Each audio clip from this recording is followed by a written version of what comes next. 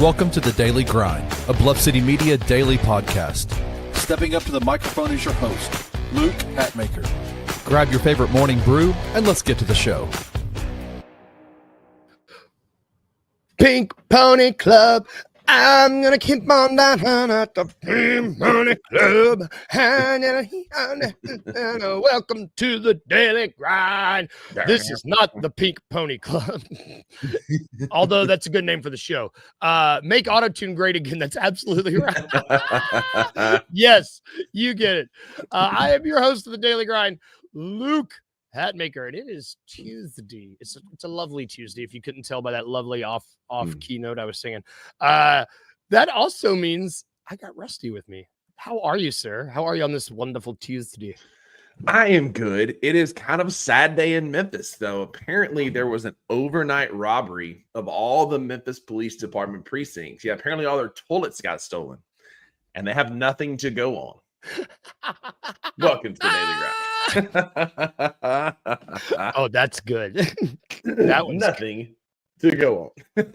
You made up for not having one yesterday by coming in hot, by having a great one today. Well, you got me talking about meeting Morgan Freeman yesterday, and so it got me off topic, and I snuck a couple in kind of throughout, but that one is a bit more obvious. Oh, it's so good. Oh, I love it. I mean, you can't start your week off any better than with a Morgan Freeman anecdote and then a pun. Yeah. I mean, you came to the right show for that, my friend. We are the show for the people. That's right. For the people, by the people. Shout out Wayno. Shout out everybody hopping in the chat, the chat this morning. Thank you guys for tuning in. We're going to jump right into it. Let's talk the deal that happened. I mean, this is all just bookkeeping, I guess I should say that we were all just waiting for these moves to happen once the waiving, the buyout of Cole Anthony that we spoke about yesterday. That was the first domino that we were waiting to fall. Then all these deals were going to be able to start taking place. The first of which we talked about yesterday, Jaren's extension.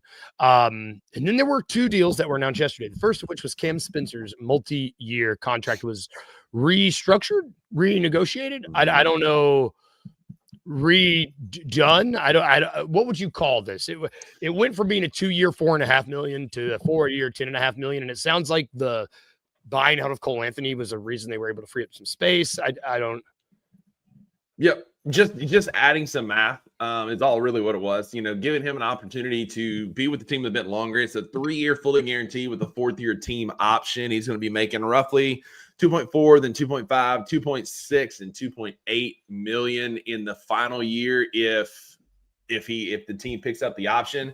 But it's a good deal. It's a fringe player. This is what the future of the NBA is going to have. It's what it's going to look like, right? You're going to have your big contracts, and then you fill in around the edges with some smaller pieces, guys like Cam Spencer who have a niche. And for Cam Spencer, it's being a bit crazy and being a walking bucket. I mean, the guy went toe for toe with Kevin Durant back on a Tuesday night.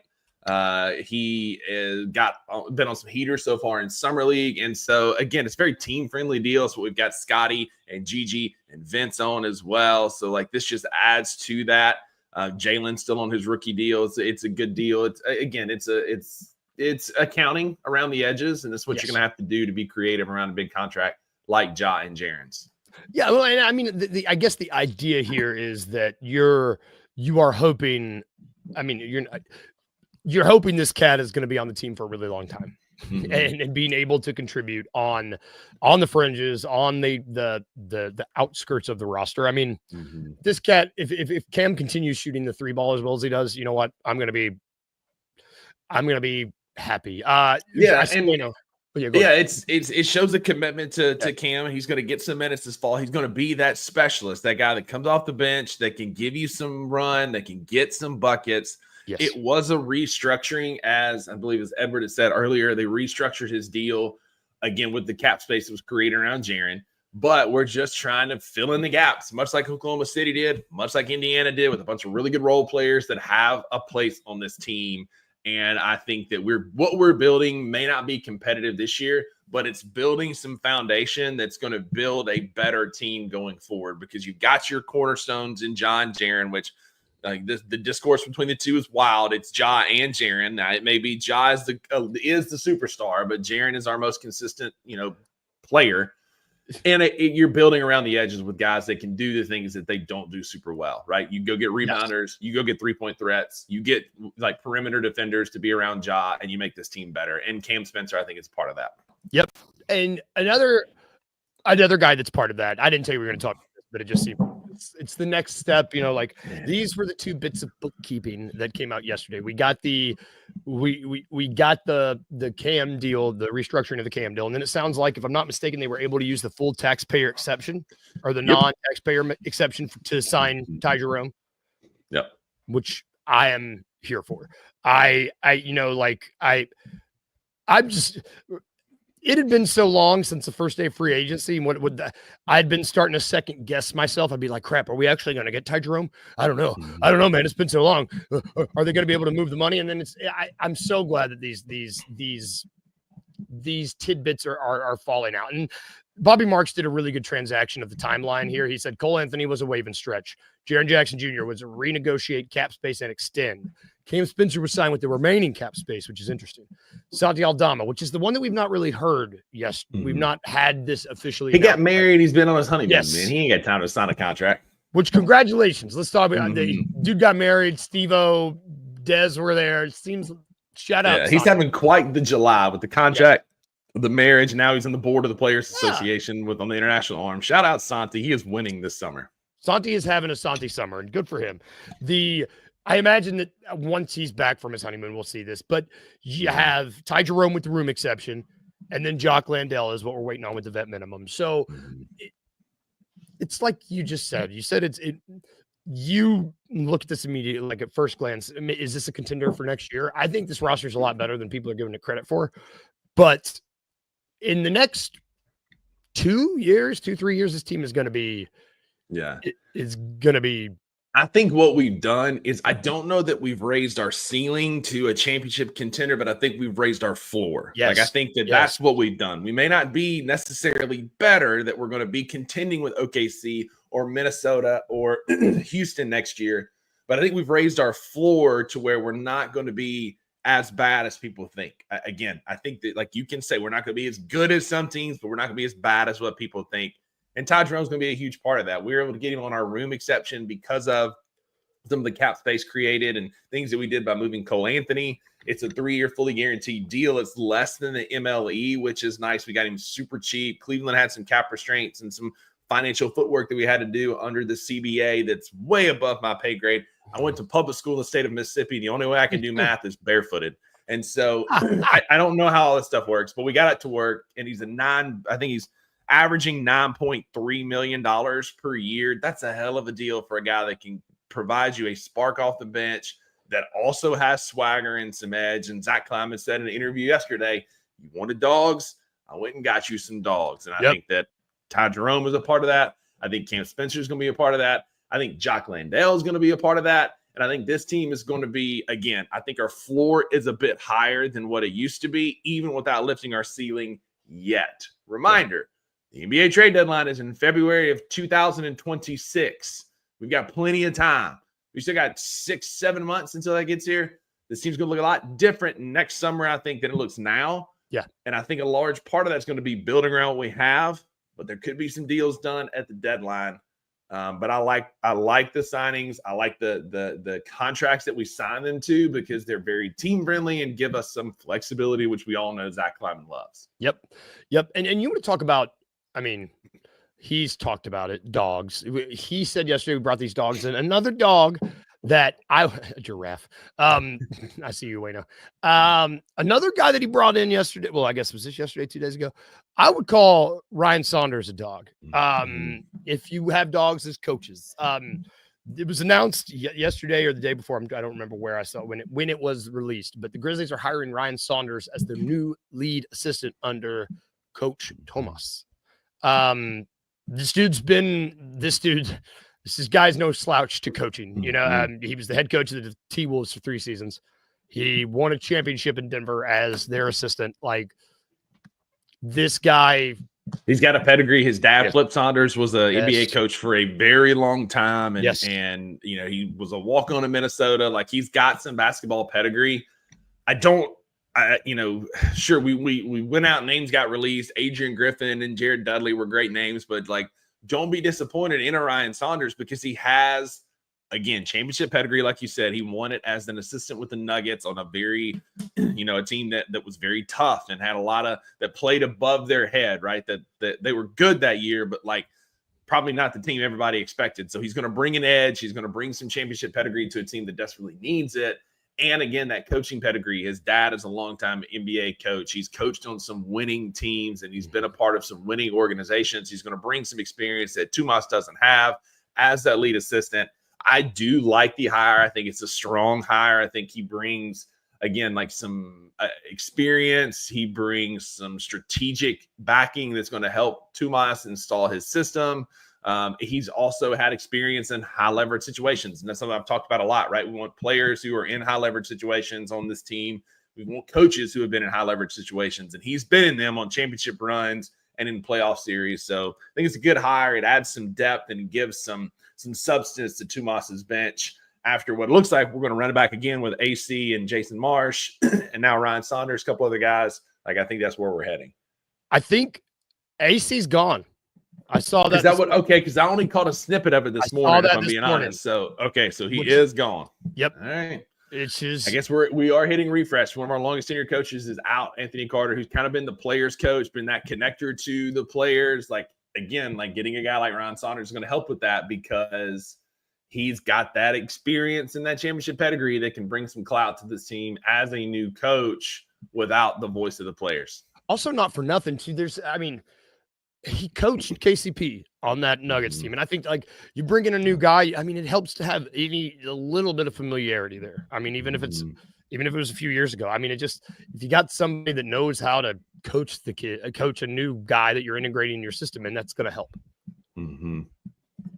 Yep. I mean, you get a guy like that that's going to be able to, he's going to help. It's going to be a great experience. They're going to have that banter already, that some of that communication between KCP and Saunders already that can help just be adults in the room. That's what we've been asking for 2 seasons now. Who's going to be the adult in the room? You got KCP, who I love seeing in Vegas. I love seeing him out there with his kid, being a part of the team and being a part of the culture there. And now he's got another coach that he's won a championship with. It's another adult in the room with that high-level experience, like I said, that's just going to help develop this team. Yep. And shout out Edward. He said Ryan has a history of his knowledge of the game. And I'm really excited about that. He's a former player. Yeah. These guys that can just good teachers of the game, which is important. And Gigi's already said that's what we're seeing, right? Better communication, better coaching, better downline communication and investment. And you get another guy that can speak a language that the players understand and connect with them. Like, that's what we've been missing. Like, TJ, thanks, you're a great developmental coach, but wouldn't know basketball strategy if it jumped up and kicked him in the teeth. And so we've got guys that have that experience now, and Ryan Saunders and Tomas overseas. But the biggest thing is just the praise around the communication. No more word salad. Now, we're still going to get it from Zach Kleiman. Like, he can chop up some words and string them together, and it doesn't make any sense still. But at least we're getting some better communication where it matters, that's on the benches and in practice. Yep. Yeah, you're absolutely right. I'm as he continues building out the staff, I'm just excited. I'm excited. I don't know. I like this. Saunders is a good hire. I really like it. He's got experience as a head coach. Again, pedigree from his dad, Flip. I like the hire. And Wayno, this is a good point. It's a guy who has grown since his time as a head coach. He was wet behind the ears. He was young, maybe too player friendly when he was with Minnesota.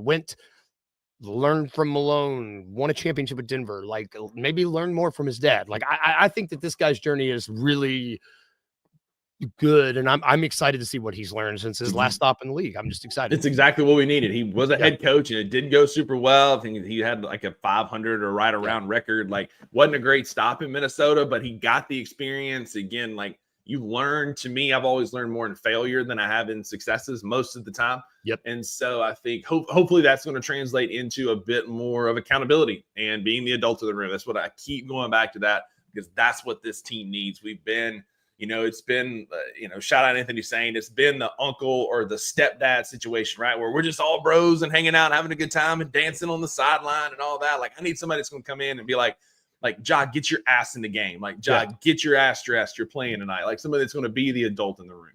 Yep. And we need it. We've needed it for a while, and then hopefully we got that finally. We got more to talk about. We're going to take a really quick break. Then we come back. We got Summer League again tonight. More late Summer League. Got these late games. I forgot. I get summer, and then I get we don't play basketball for a few months, and I get used to not having to stay up late for these West Coast games. I hate it. Oh man, can we go to the Eastern Conference already? Because I'm over these 9:30, 10 p.m. tips. We're old. We'll talk about it right after this break.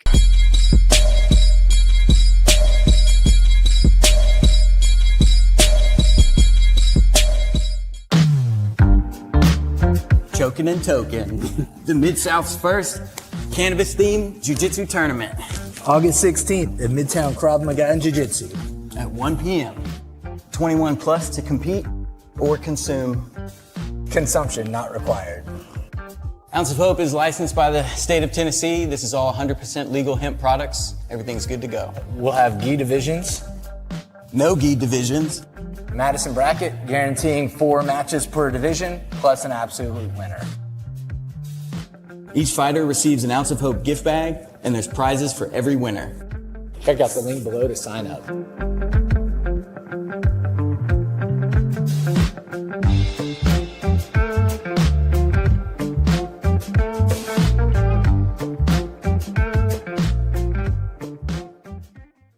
Rob Manfred is running professional baseball into the ground. I've said it numerous times on this show and many others that, like, if it wasn't for Rob Manfred, Adam Silver would be the worst commissioner in all professional sports. You can't, watch games if you live within 6 hours of a city. You can't watch, you can't, like, you have to go to these games in order to get them. Like, there's no advertisement. There's no pushing of it, right? It's the coast teams, and that's all it is. It's the Yankees and Dodgers. They don't talk about anything else. And I'm just like, my beef is just that baseball's kind of lost some of its luster to me professionally. It's true that there's something romantic about baseball, and they're stripping it from a younger generation. They're keeping fans from growing up loving baseball because they're making it so hard to watch. It's an older generation that wants to keep it sacred and keep it to themselves. When you allow yourself to grow and expand and make yourself relevant to younger generations, you grow and you grow more fans. Baseball is just the opposite of that. It is just asinine. Tune in to the $2 Sports Show with Rusty Witten and Drew Gann every Monday, Wednesday, and Friday live at 11 a.m. on the Bluff City Media YouTube channel.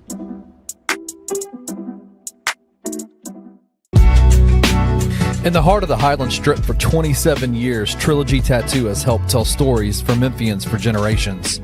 Located at 530 South Highland, Richie and his team are waiting to help you tell yours. From tattoos to piercings, your body art should be as unique as you are. Voted a Memphis Flyer top 3 tattoo shop in the city of Memphis since day one. Your story will be safe here at Trilogy Tattoo. Open 7 days a week, Monday through Saturday, 11 to 11, and 3 to 11 on Sundays. They have convenient times waiting on you. Let Trilogy Tattoo help you tell your story.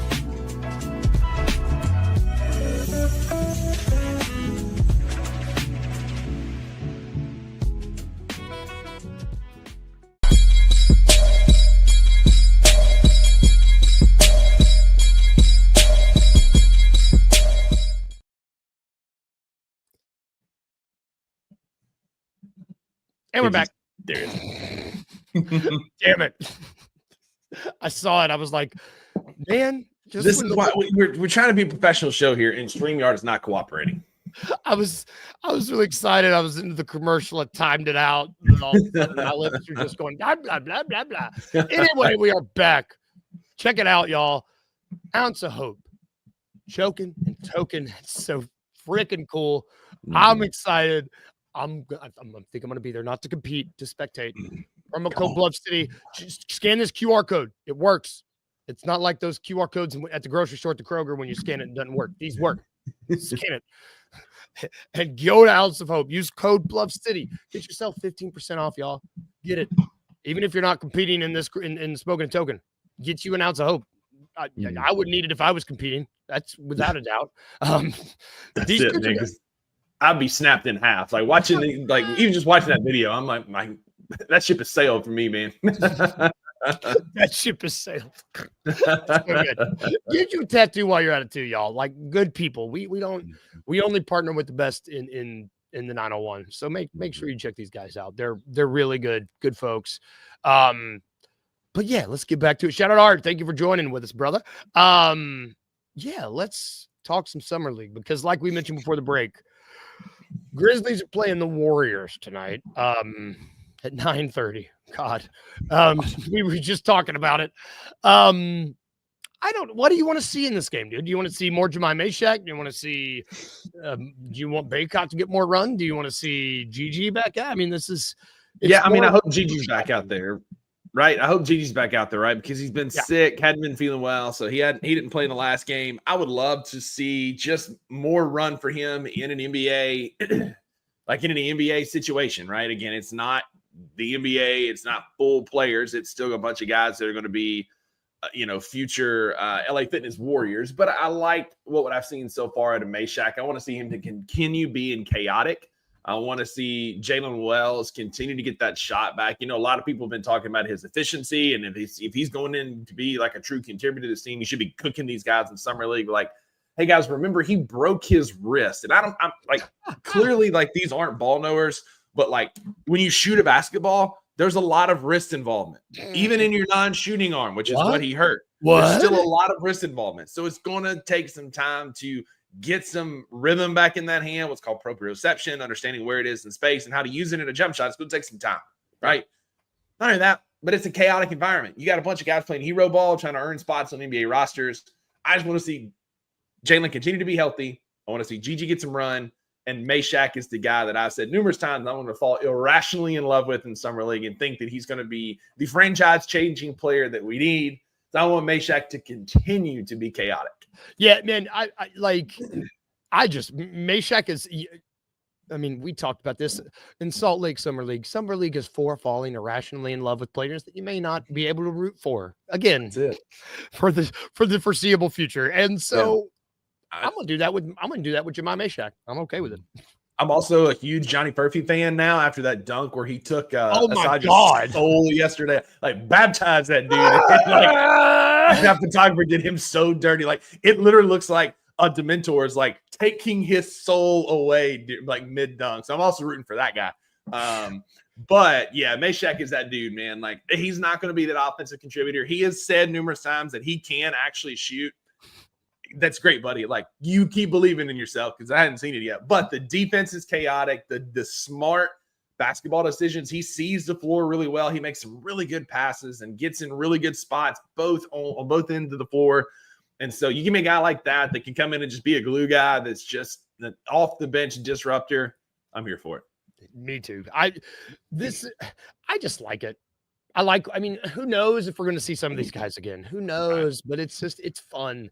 It's just fun. Like I said on 2 Bucks Sports Show yesterday, if not, go to a hustle game because some of these dudes are going to be in the G League and they're fun to watch. Armando Baycott is a great G League player and he dominates people. Go watch that. Philandrius is a great G League player. He puts up numbers in the G League. Go watch him. Like, you're going to get an opportunity to see Javon Small and Jemai Meshack down there. Like, it makes the hustle more competitive. We do a really good job with our G League team in the hustle and promoting them here in Memphis. Plus, it's like 15 minutes down the road to get to the Landers Center, maybe 20. But go watch the hustle because you'll see some of these young guys who are actually pretty good hoopers. They're not quite NBA good, but our G League team is always a fun watch. Yeah, that's a good point. Like, we're talking about, we may never see these guys again. And we might, because the hustle are a fun watch. They actually down there, and it's just I should walk that back. You might see him again. Might see him in South Haven, and they might do well in South Haven because it's quite good. Also, shout out Yuki, man. Yuki is balling for Chicago, giving Memphis love. Did you see his interview the other day when they asked him about Memphis? And he was like, I miss Memphis. The people are so great. I love what Memphis does. They're so friendly, and then Jod's giving him love on his stories. Like, shout out Yuki, man. Going to Chicago, hooping, giving Memphis love still while you're up there. Like, forever stand for Yuki Kawamura. Yep, same here, man. I'm excited. We might actually talk tomorrow because Jaws about to start this big Chinese tour. And I mean, we might talk about it tomorrow because that's going to be huge. And it's going to be huge. And we have to root for Yuki because Yuki Kawamura is the Luke Hatmakers of Ja Morant. Like, follow that, right? Like, Yuki Kawamura is the Luke Hatmaker of the Ja Morant. It's just the lovable, innocent guy that we've got to protect at all costs. Like, he's our dude. I love it. Oh, I want to picture. You're welcome, America. I love it. Before we get out of here, the tube. And I'll go first because I'm excited what you tell me. I don't know what it is. Oh, turn that. Did you watch Over the Top? Is that what you're turning that around for? I watched what did I watch yesterday while I was doing work around the house? This is the Zodiac Killer speaking.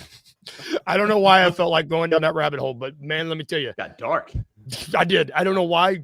Kyla was like, hey, what are you doing? I'm watching this cool documentary. You want to watch it? And I was like, yeah, sure. I got time. And then I'm like, a couple episodes later, I was like, oh my God, Arthur Lee Allen, he killed the Zodiac Killer. And I don't know why I did that to myself yesterday. I was off yesterday. It's supposed to be a nice day. You got deep rooted in your. You got some evil deep rooted in your brain now, right? I don't know. Yeah. What'd you watch? So, all right. So I've got 3 things for you. Number 1, Luke, you have to finish House of Dragons. Oh, okay. Maggie is firmly team Daenerys. Like that's her girl, right? Yeah. I think Rhaenyra might be better. What? I'm telling you, like the older Rhaenyra is awesome. The actress does a great job playing her. Okay. Like, very buy-in, believable. Like you've got to finish House. Okay. Season 2, like it's not Game of Thrones. If you're trying to keep your apples and apples, it's not that.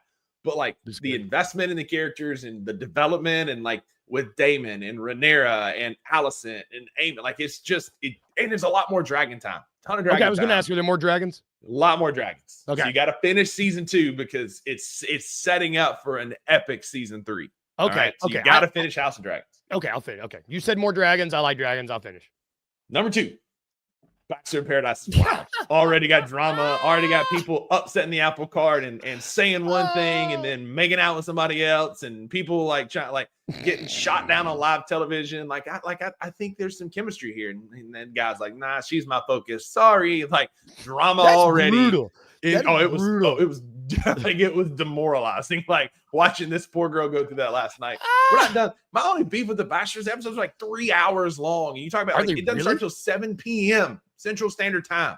Like it's over at my bedtime, and I got to come home and get Shelby squared away, get to bed. Like it's awful. Too late. Start it earlier, or like do it twice a week. Hour and a half each. 6 at dinner time. Or do it like Monday, Wednesday, right? It's 6, or if you do a Monday, Wednesday at 7, then you get 3 hours of The Bachelor on 2 different nights, and I get to bed at a decent hour. 3 hours is a long time. I don't think I realized they were that long. That's a long time. It's like 2 hours and 58 minutes, something ridiculous is what it's on Hulu. So we're halfway done. I still got another hour and a half to watch tonight. And finally, Luke, Maggie, and I, we finished House of Dragons, so we're starting a rewatch of Stranger Things to be ready for the new season this fall. I cannot wait. I've only watched it once. So I'm excited to watch it, get the connections and make it all make sense, and like connect some dots from the future seasons. Like super stoked about watching Stranger Things. So stoked. Dude, Stranger Things is a good call because the new season's coming soon. Oh, okay. Yep. Yeah, like October, November. So we're going to start it now because, again, it starts off like normal, but by the end of it, they're feature films. In the last season, they're like 3 hours long. Upside down. They're like 3 hours long. So we're starting now so we can be ready for the drop this fall. Cannot wait for Stranger Things. Yeah, TV, if you're watching, I don't know, whomever makes TV, if you're watching, shorten your episodes. We're old. We can't be watching these 3 hours. You know, we got to be in bed at a decent time. Keeping us up late, dude. Oh my God, I might start watching Stranger Things again too because it's time. We should watch Stranger Things together and report it on Tube and Tuesdays. Yeah. Oh my God. You're right. Okay. You just started season 1. Okay. We'll talk off here. That's gonna do it for our show today. Yeah. We're starting this week. That's gonna do it for our show today. We get ready for Bachelor and Stranger Things Tuesdays. We're just gonna rebrand. We will be back tomorrow. Hopefully talking to Grizzlies dub. Hopefully talking a Meshack 10 foul game. I don't know. We'll see. But if we can leave you with anything today, it's Tuesday. So Saints today at 2. $2 are off today. Yeah, we'll be back tomorrow. Yeah. On the Bluff, I think it's today as well. Like you get another show today. There's stuff today. Tune in to the best network out there. Jess Benson's happening right now. If we can leave you with anything, y'all, remember these 2 things. Remember to be a little weird, just a little bitty bit, and remember to smile. Bye, guys. Have a great Tuesday. We'll see you tomorrow.